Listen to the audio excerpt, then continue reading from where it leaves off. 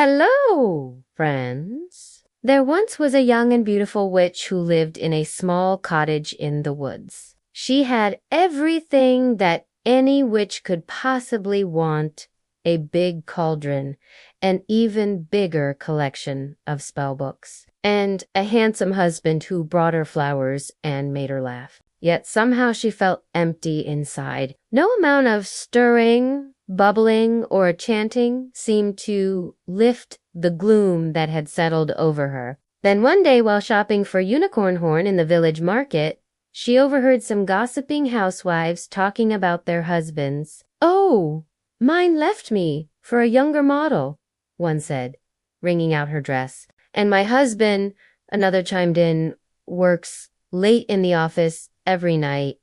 I haven't seen him for weeks." The young witch felt a pang of sympathy for these women, but it quickly turned into an evil idea. She could make her husband work late in the office, too. Then he'd come home so exhausted he would uneven notice if she stopped bringing him his favorite ointment for his bald spot, and then he'd be too busy catching up on paperwork to notice that she wasn't around. And maybe then, just maybe, he'd take an interest in someone else. When she told her husband about her plan, he was so excited that she wanted to help him with his work that he agreed immediately. He was very flattered when she put a sleeping draught in his tea. Every night he worked later and later. Soon he was working all day and all night. The witch watched him leave from her window, a cruel smile playing on her lips. Finally, he was too busy to notice her. Or was he?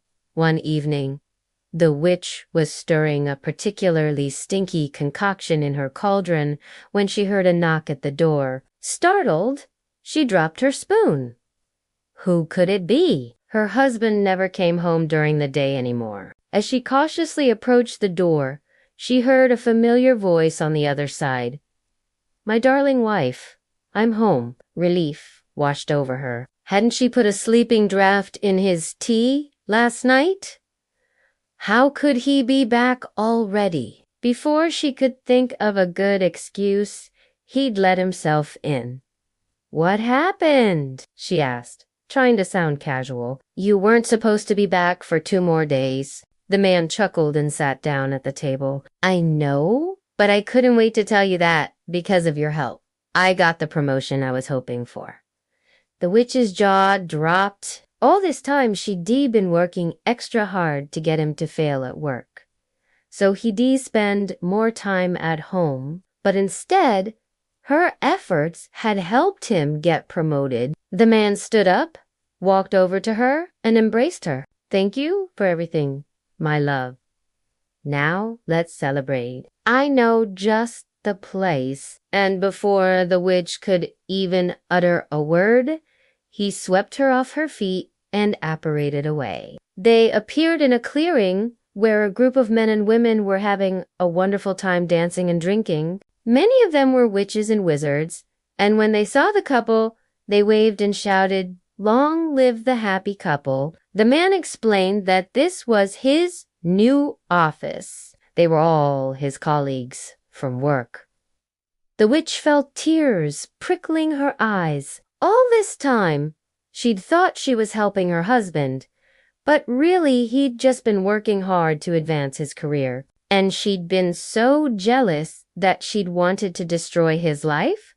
Was that really what a loving wife wanted? The next morning, she woke up in their new, much bigger house. Her husband was still sleeping, so she went to the kitchen to make him breakfast. When he joined her a few minutes later, she handed him a plate with a smiley face drawn on it using pieces of bacon. He looked at it for a moment and then broke into a wide grin. "This is the best I've ever seen you draw a smiley face," he said, kissing her cheek.